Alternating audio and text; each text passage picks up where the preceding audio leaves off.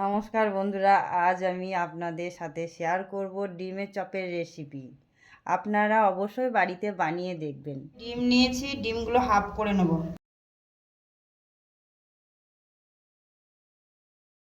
তেল দিচ্ছি পেঁয়াজ, দিয়ে দিচ্ছি আদা কুচি, রসুন কুচি, দিয়ে দেবো জিরে গুঁড়ো, ধনে গুঁড়ো, লঙ্কা গুঁড়ো, হলুদ, চাট মশলা,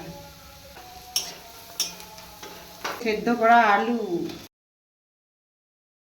পরিমাণ মতো নুন, দিয়ে দেবো ধনে পাতা, দুটো ডিম ভেঙে নিলাম, ওপর থেকে দিয়ে দিলাম কর্নফ্লাওয়ার, অল্প নুন। ডিমগুলোকে চপের শেপ দিয়ে নেব।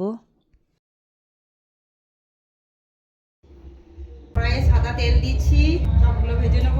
নিয়ে নিচ্ছি ব্রেড ক্রাম্ব আর ডিম।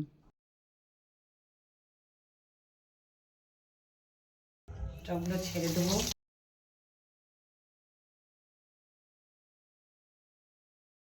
চপ ভাজা হয়ে গেছে বন্ধুরা, এবার সার্ভ করব।